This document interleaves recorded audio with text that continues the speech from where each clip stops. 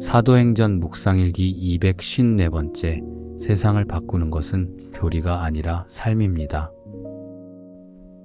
사도행전 19장 23절 말씀. 그 무렵에 주님의 도 때문에 적지 않은 소동이 일어났다. 아멘. 좋은 아침입니다. 연일 푹푹 찌는 무더위가 기승을 부리고 있습니다. 밤낮 없는 열기에 몸도 마음도 쉽게 지치고 불쾌지수가 높아지기 쉬운 때입니다. 이럴 때일수록 물 많이 드시고 건강을 지키는 지혜가 필요합니다. 그렇다고 찬 음식은 되도록 피하세요. 대신 청량음료 같은 맑고 시원한 미소를 가지시길 빕니다.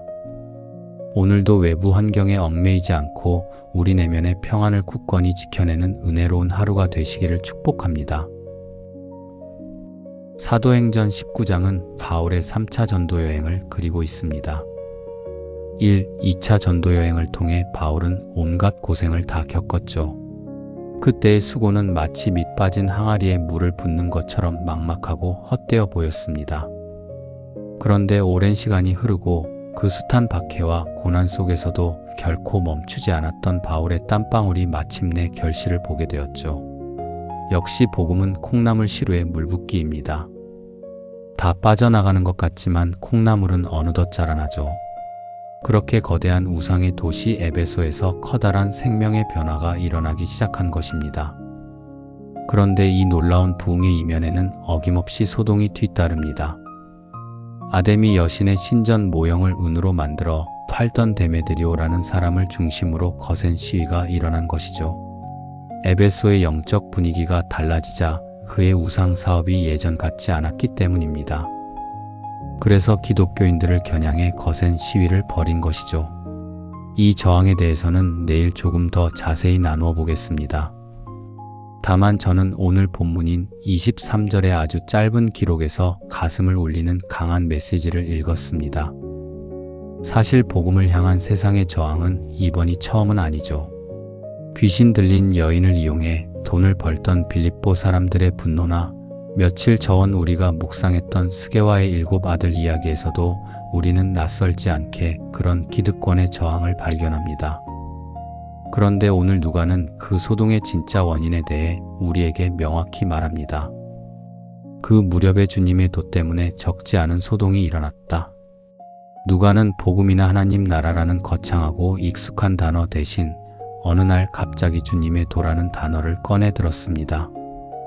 여기서 도란 바로 길을 의미합니다. 길이란 곧 우리가 걷는 삶을 뜻하죠. 예수님께서는 요한복음에서 내가 곧 길이요라고 분명히 말씀하셨습니다. 이를 바탕으로 초대교회는 예수를 믿는 사람들의 공동체를 길이라고 불렀습니다. 왜냐하면 기독교는 무엇을 아느냐보다 어떻게 살아가느냐가 더 중요했기 때문입니다. 복음은 책 속의 이론이 아니라 삶으로 걷는 길이었던 것이죠. 에베소 사람들을 그토록 강하게 뒤흔든 것은 바울의 화려한 웅변이나 논리적인 교리가 아니었습니다. 그것은 바로 그리스도인들의 변화된 삶이었습니다. 사람들이 스스로 우상을 버리고 값비싼 마술책을 미련 없이 불태웠습니다. 헛된 욕심을 내려놓고 정직과 나눔을 선택했습니다. 그렇게 척박한 현실 속에서도 삶이 달라졌고 그 진실한 삶의 변화가 거대한 우상의 도시 전체를 흔들어 놓은 것입니다. 복음은 교리가 아니라 삶으로 증명됩니다. 세상을 바꾸는 것은 교리가 아니라 삶이에요. 1903년 조선 땅에 찾아온 놀라운 변화도 이와 같았습니다. 당시 의료 선교사로 원산에 머물던 로버트 하디는 복음을 전하면서도 큰 좌절에 빠져 있었습니다. 아무리 교리를 가르쳐도 조선인들의 삶이 변하지 않는다고 한탄했죠.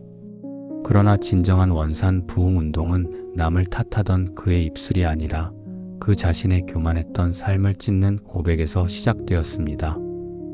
그는 선교사 연합 기도회에서 그리고 한국인 교인들 앞에서 백인 우월주의에 빠져 조선인들을 남몰래 무시하고 미워했던 자신의 부끄러운 죄악을 눈물로 자백하고 대중 앞에 공개했습니다. 이전 묵상에서 우리가 나눈 바와 같이 진정한 회개는 속으로 뉘우치는데 그치지 않고 자신의 허물을 공개적으로 내어놓고 삶의 방향을 돌이키는 진실함에 있습니다. 의사요 선교사인 하디의 뼈아픈 삶의 회개는 원산 전체를 뒤흔드는 거대한 변화의 물결을 만들어냈습니다. 그리고 이 진실한 삶의 파도는 마침내 1907년 평양 대부흥 운동으로 이어졌죠. 중요한 것은 이것이 단순히 교회의 덩치를 키운 종교적 사건이 아니었다는 점입니다.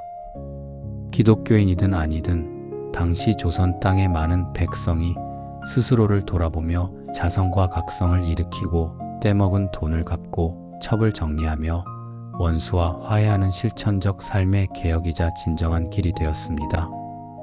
우리는 가끔 세상을 바꾸고 복음을 전하기 위해 더 많은 말을 하고 더 완벽한 교리를 논해야 한다고 생각합니다.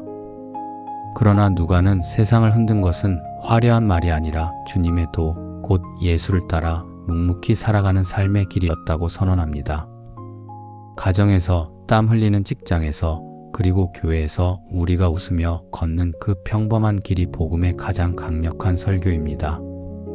세상 사람들은 우리가 믿는 교리를 먼저 읽지 않습니다. 그들은 먼저 우리의 삶을 읽습니다. 복음은 입술로만 가볍게 전하는 말이 아니라 발로 디뎌 걸어가는 묵직한 길입니다. 그래서 초기 교회 교인들은 자신들의 정체성을 아예 도라고 불렀던 것입니다. 예수님이 진정한 길이셨고 그들은 척박한 현실 속에서도 그 길을 걷는 사람들이었기 때문입니다. 무더운 오늘 하루, 너무 많은 말이나 거창한 종교적 계획으로 스스로를 지치게 하지 마십시오. 그저 내 곁에 있는 가족의 구분 등을 말없이 다독이고 이해관계가 치열하게 얽힌 일터에서도 누군가를 밟고 올라서기보다 먼저 넉넉하게 양보하고 용납하는 삶을 선택해 보십시오.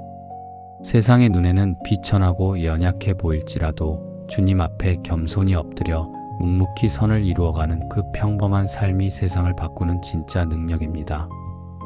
오늘 하루도 주님의 도를 기쁨으로 걸어가며 우리의 삶 자체가 누군가에게 희망과 소망의 맑은 거울이 되는 벅차고 아름다운 날이 되시기를 주님의 이름으로 간절히 축복합니다.